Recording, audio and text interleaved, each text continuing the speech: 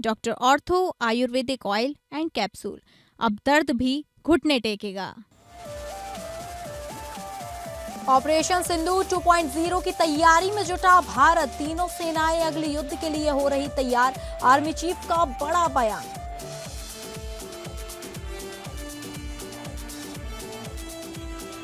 MLA हस्ताक्षर फर्जीवाड़ा मामले में अभिषेक बनर्जी के कालीघाट आवास पर सीआईडी की टीम, बंगाल सीआईडी ने नोटिस जारी किया। बनर्जी ने जांच एजेंसियों पर लगाए गंभीर आरोप। बनर्जी बोले, मैं झुकने वाला नहीं हूं। राबड़ी देवी को सरकारी आवास खाली कराने के लिए बिहार सरकार का बड़ा दबाव। सरकारी आवास छोड़ने के नोटिस पर राबड़ी देवी का जवाब, फोर्स बुला लो, खाली नहीं करेंगे।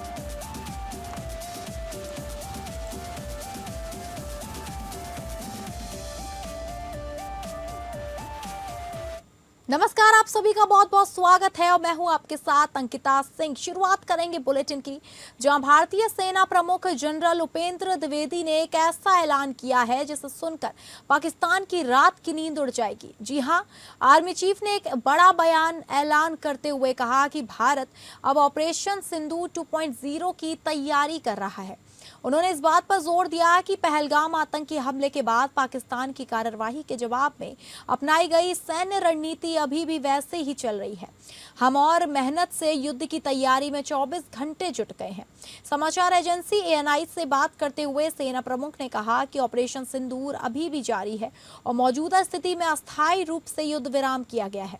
जनरल द्विवेदी ने पाकिस्तान का नाम लिए बिना भारत की सैन्य तैयारियों को रेखांकित करते हुए कड़ा संदेश दिया और संकेत दिया कि यदि कोई नया अभियान आवश्यक हुआ तो न केवल सेना बल्कि वायुसेना और नौसेना भी तैयार है। सेना प्रमुख ने कहा कि अगर ऑपरेशन सिंदूर 2.0 होता है तो भारतीय सेना और तीनों सेनाएं इसके लिए पूरी तैयारी कर रही हैं। फिलहाल हम तीनों सेनाओं के बीच तालमेल बढ़ाने और खुद को 24/7 युद्ध के लिए तैयार करने पर ध्यान दे रहे हैं। उन्होंने आगे कहा कि युद्ध क्षेत्र इतना पारदर्शी है कि हर गतिविधि की जानकारी दूसरी तरफ होती है, इसलिए हमें अपनी तैनाती, उपयोग और सीमावर्ती क्षेत्रों में अपने सैनिकों के साथ साथ नागरिकों की सुरक्षा के लिए आवश्यक सुरक्षा उपायों के मामले में बहुत सतर्क रहना होगा।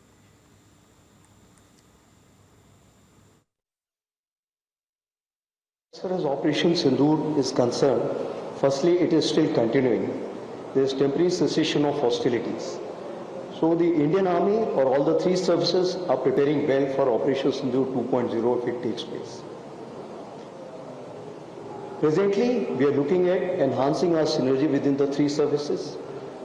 We are looking at equipping ourselves for the next warfare. As I have told you, the next warfare will not be limited to the land, maritime and air alone. The new entries, that is the space, cyber and cognitive warfare, will play a very important role. Trinamool Congress के राष्ट्रीय महासचिव और सांसद अभिषेक बनर्जी को पश्चिम Bengal CID ने notice जारी कर 1 जून को दोपहर 12 बजे भवानी भवन स्थित सीआईडी मुख्यालय में पेश होने के लिए कहा है।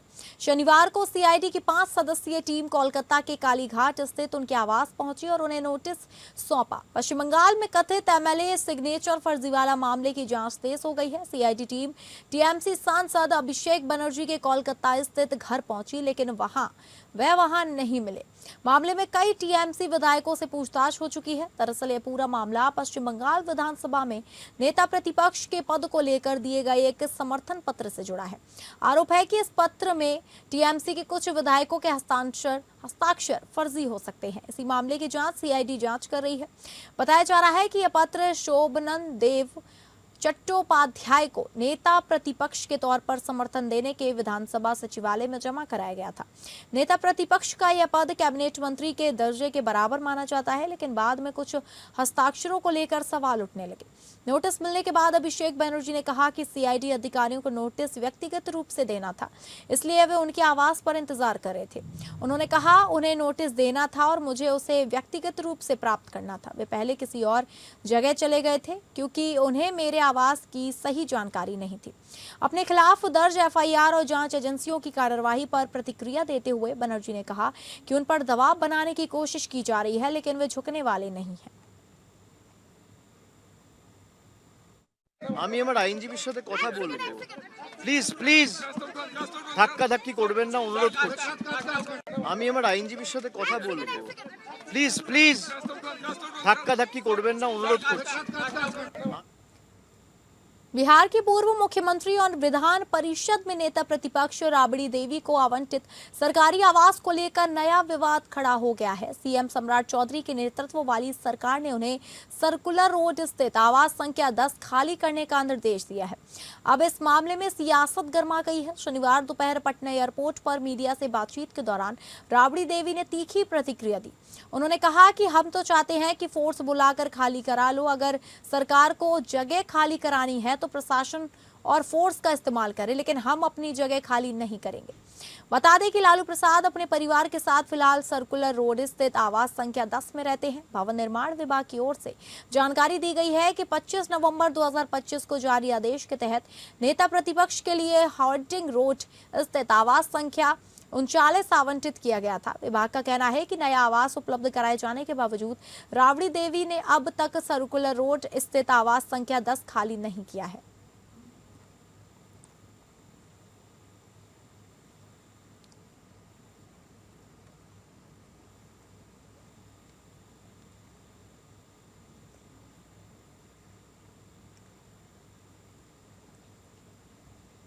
गाजियाबाद के मकंदपुर खोड़ा इलाके में बकरीद के दिन सूर्या की हत्या मामले में पुलिस ने 4 में से 3 आरोपियों को गिरफ्तार कर लिया है। पुलिस ने फरहान, आसिफ और नवाब को गिरफ्तार किया है। पुलिस ने मामले की जांच तेज कर दी है। बता दें आपको कि हत्या के इस मामले में गाजियाबाद पुलिस ने पहले 5 संदिग्धों को हिरासत में लिया था। अब इनमें से 3 नामजद आरोपियों को गिरफ्तार कर लिया गया है और 2 को हिरासत में रखा गया है। सभी आरोपियों से पुलिस पूछताछ कर रही है। गाजियाबाद के खोड़ा में ईद के दिन हिंदू युवक सूर्य की हत्या के बाद तनाव बढ़ गया है। शव घर पहुंचने पर परिजनों और हिंदू संगठनों ने आरोपियों के एनकाउंटर की मांग करते हुए अंतिम संस्कार से इनकार कर दिया है। गाजियाबाद के खोड़ा थाना क्षेत्र के नवनीत विहार में ईद के दिन हिंदू युवक की हत्या के बाद से तनाव बना हुआ है। मृतक सूर्या का शव घर लाया गया है। वहीं हिंदू संगठन के लोग भी मृतक युवक के घर पहुंचे और वारदात को लेकर उनमें भारी आक्रोश है। वहीं हंगामा होने की आशंका के चलते भारी संख्या में पुलिस बल तैनात किया गया है। डीसीपी और एसीपी भी मौके पर मौजूद हैं। उधर खोड़ा आ रहे हिंदू रक्षा दल के राष्ट्रीय अध्यक्ष पिंकी चौधरी को पुलिस नजरबंद कर लिया है। युवक की हत्या से परिजनों और आसपास के लोगों में भारी आक्रोश है। मृतक के परिजन हत्या आरोपियों का एनकाउंटर करने की मांग कर रहे हैं और उनका कहना है कि जब तक एनकाउंटर नहीं होगा वे शव का अंतिम संस्कार नहीं होने देंगे।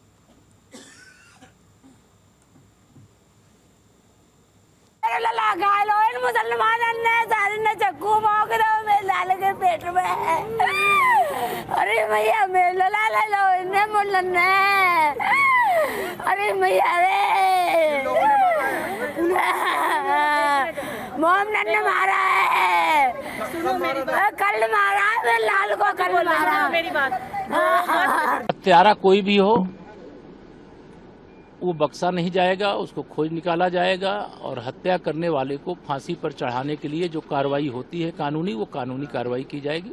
सरकार कानून व्यवस्था को लेकर के बहुत गंभीर है और जिन लोगों ने ऐसा अपराध किया उनके खिलाफ कठोर से कठोर कानूनी कार्रवाई की जाए। 17 साल के लड़के को बहला के बुलाया। हाँ, जानकारी मिली है, वो दुखद घटना हो गई। एक घर का एक जो चिराग था, 17 साल की उम्र में किसी की इस प्रकार से निर्ममता से हत्या करना, यह निश्चित तौर से जो मन में जहर भरा हुआ है वही उन्होंने हत्या के रूप में निकाला है और उसके लिए जो दोषी होंगे कार्रवाई।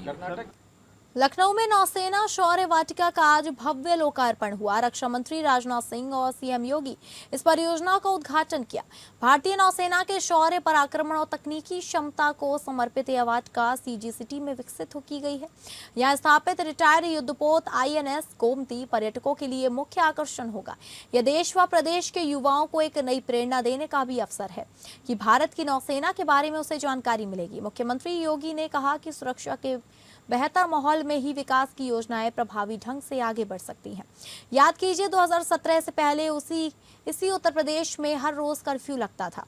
पेशेवर माफिया और अपराधियों ने जीना हराम कर दिया था। उन्होंने आगे कहा, जब सुरक्षा के मोर्चे पर हम मजबूत होंगे तभी दुनिया भी आपसे मैत्री करेगी। आप यदि कमजोर हैं तो कमजोर के सामने कोई नहीं झुकता। हमारी ऋषि परंपरा भी इसकी प्रेरणा देती है कि अहिंसा परमो धर्म, धर्म हिंसा तदैव चा। यदि सामने वाला देश व समाज के लिए खतरा है तो उसके लिए अहिंसा नहीं चल सकती है। सीएम योगी ने कहा, सामने वाला यदि देश के लिए खतरा है तो उसके साथ अहिंसा नहीं बल्कि उसे उसी की भाषा में जवाब देने के लिए हिंसा का रास्ता अपनाना चाहिए।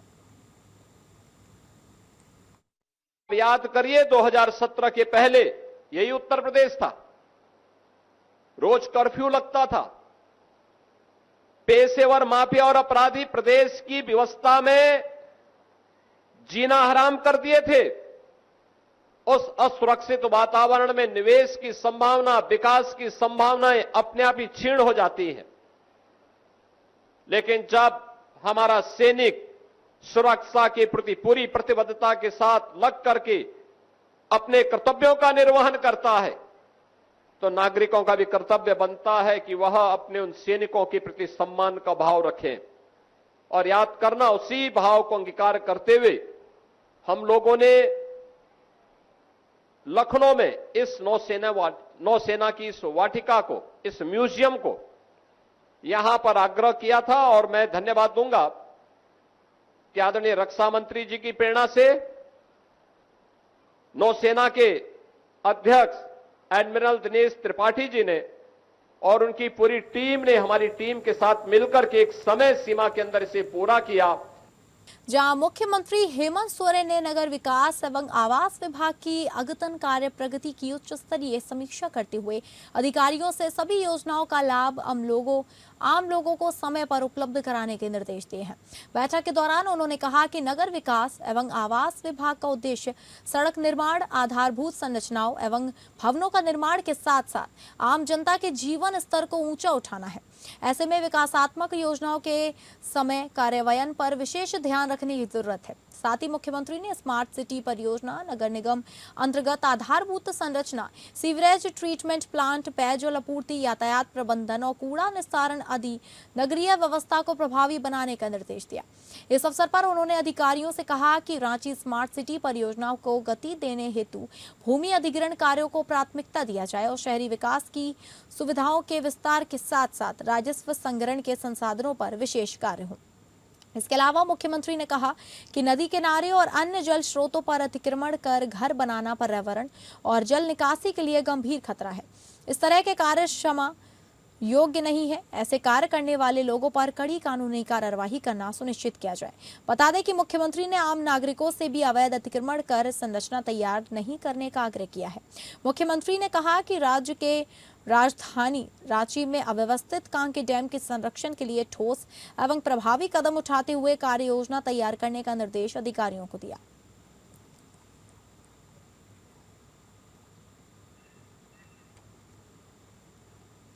झारखंड में राज्यसभा चुनाव को लेकर राजनीतिक हलचल बढ़ती जा रही है। वहीं राज्यसभा के 2 सीटों में से एक सीट गठबंधन के सहयोगी दल के रूप में कांग्रेस ने दावेदारी की बात कही है। हालांकि झारखंड मुक्ति मोर्चा की तरफ से कांग्रेस की इस मांग पर अभी भी सस्पेंस जारी है। ऐसे में पार्टी के शीर्ष नेताओं की मांगों पर कांग्रेस प्रदेश अध्यक्ष केशव महतो कमलेश ने हमारी संवाददाता तृप्ति सिंह ने खास बातचीत की। इस दौरान उन्होंने गठबंधन दलों के साथ बातचीत और कांग्रेस के मंथन पर विशेष जानकारी दी। हमारे बीच झारखंड कांग्रेस प्रदेश अध्यक्ष केशव महतो कमलेश जी हैं। सबसे पहले जानना चाहेंगे, ये चुनाव होने वाला है, कांग्रेस इस बार किस तरीके से तैयार है? कांग्रेस पूरी तरह आश्वस्त है कि आगामी राज्यसभा के चुनाव में इंडिया गठबंधन के दोनों प्रत्याशी विजयी बनेंगे। सवाल ये है सर, क्योंकि लगातार आपने भी हालिया में बयान दिया और पूर्व प्रदेश अध्यक्ष राजेश ठाकुर ने, प्रदीप बालूचू ने भी बयान दिया, कांग्रेस की तरफ से जो दावेदार होंगे इसे लेकर सवाल खड़ा होता रहा। आपने भी कहा कि हक है कम से कम एक सीट पर। ये इंडिया गठबंधन के शीर्ष नेता हैं, ये दोनों मिलजुल करके जो सभी हैं, कांग्रेस है, जेएमएम है, राजद है और लेफ्ट के लोग हैं, ये सभी शीर्ष नेता इन विषयों पर मिलजुल के बात करेंगे। और जेएमएम का तो एक सीट अपना बनता ही है, दूसरा सीट हम लोगों ने दावा किया है। ये सारे चीज का जो है शीर्ष नेता लोग तय करते हैं। अच्छा, ये प्रदीप बालमुचु जो फिर कह रहे हैं कि कांग्रेस का हाथ मारने का काम जेएमएम कर रही है बार बार, इस पर क्या कहेंगे आप? ना, उस तरह की कोई बात नहीं है, क्योंकि संख्या बल के हिसाब से जेएमएम को अपना आता है, इसलिए वो अपना ले रहा है। और हम लोगों अपना जो संख्या बल है 16, उस आधार पर जब तक हम लोग गठबंधन के सब साथी नहीं मिलेंगे तब तक नहीं हो पाएगा। इसलिए सभी साथी एक साथ मिलजुल करके ये तय करेंगे। भाजपा कहती है कि डरी हुई है इंडिया गठबंधन, महागठबंधन के विधायक। कभी डरने वाले भाजपा से, कभी इंडिया गठबंधन के कोई न विधायक डरते हैं न कुछ डरते हैं। वो तो शुरू से ये सरकार को अपदस्थ करना चाहती है, लेकिन आज तक तो उनका दाल नहीं गला। बार बार वो कितना हर तरह का षड्यंत्र की है। बाबूलाल मरांडी जो कह रहे हैं कि ये जो आयोग में, चुनाव आयोग को जो पत्र लिखा गया, इसमें ईडी से भी, केंद्रीय एजेंसियों से भी निगरानी की मांग की गई, उसी पर वो तंज कसते हैं। अब क्यों उनको विश्वास है केंद्रीय एजेंसियों पर, महागठबंधन को, ऐसा उनका कहना है? जिन्होंने पत्र लिखा है आपको मालूम है, और जो जवाब दे रहे हैं वह दोनों आपस में ही उन्हीं लोगों से इन विषय पर पूछेंगे तो आपको ज्यादा। मतलब सब कुछ ठीक है महागठबंधन में? बिल्कुल, महागठबंधन बिल्कुल हम लोगों का सब ठीक है। मतलब लगभग तय है कि कांग्रेस को एक सीट मिलना है? तो मैंने कहा कि भाई आपस में तय करके ये सब निर्धारित किया जाता है, लेकिन हम लोगों की दावेदारी है। तो कांग्रेस ने दावेदारी की है कि कहीं ना कहीं कांग्रेस को एक सीट जो मिलना चाहिए, इस पर बातचीत होगी महागठबंधन में और इस पर फिर तय होगा। अब देखने वाली बात होगी कि इस बार के राज्यसभा चुनाव में कांग्रेस को सीट मिल पाती है नहीं। फिलहाल हमारे सहयोगी दीपक के साथ एपीएन न्यूज से मैं तृप्ति राजेश, नमस्कार। छत्तीसगढ़ के मुख्यमंत्री विष्णुदेव साय ने नक्सलवाद के मुद्दे पर बड़ा बयान दिया है।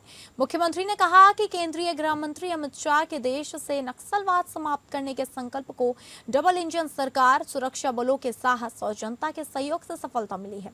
रायपुर में मुख्यमंत्री साय ने कहा कि केंद्रीय गृह मंत्री अमित शाह का देश से नक्सलवाद समाप्त करने का संकल्प अब साकार हुआ है। उन्होंने कहा कि प्रधानमंत्री मोदी के नेतृत्व और केंद्र राज्य सरकार के समन्वय, सुरक्षा बलों के अदम्य साहस और आम जनता के सहयोग से यह उपलब्धि हासिल की गई है। मुख्यमंत्री ने कहा कि नक्सल प्रभावित क्षेत्रों में सुरक्षा, विकास और जन कल्याण की योजनाओं को तेजी से आगे बढ़ाया गया, जिससे लोगों का विश्वास बढ़ा है और नक्सलवाद के खिलाफ अभियान को मजबूती मिली है। उन्होंने सफलता का श्रेय सुरक्षा बलों के जवानों, जनप्रतिनिधियों और आम नागरिकों को देते हुए कहा कि शांति, विकास और विश्वास के बल पर प्रदेश लगातार प्रगति की दिशा में आगे बढ़ रहा है। नक्सलवाद तो समाप्त हो गया है। माननीय हमारे केंद्रीय गृह मंत्री जी का संकल्प था 31 मार्च 2026 को पूरे देश से नक्सलवाद को समाप्त करने का, और उसमें ज़्यादा तादाद में नक्सलवाद हमारे छत्तीसगढ़ में बचा था।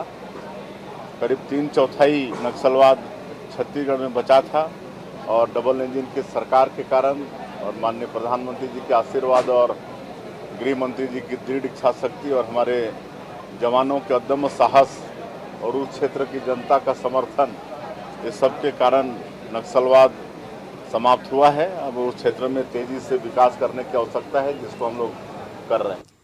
उप मुख्यमंत्री अरुण साव ने जांजगीर चांपा जिले के बमडिनी में भाजपा की जनसभा को संबोधित करते हुए नगर पंचायत चुनाव में भाजपा प्रत्याशियों के पक्ष में मतदान की अपील की।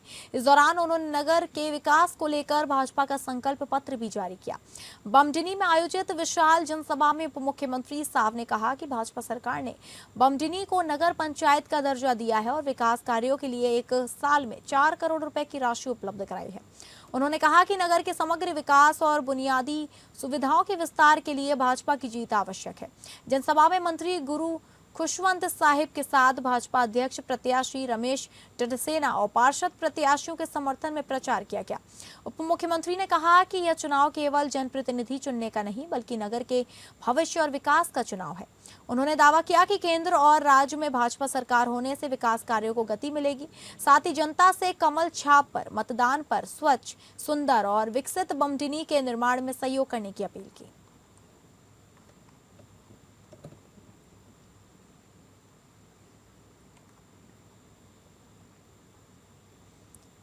महाराष्ट्र के पुणे और पिंपरी चिंचवड़ इलाके में जहरीली शराब पीने से कई लोगों की मौत के बाद हड़कंप मच गया है।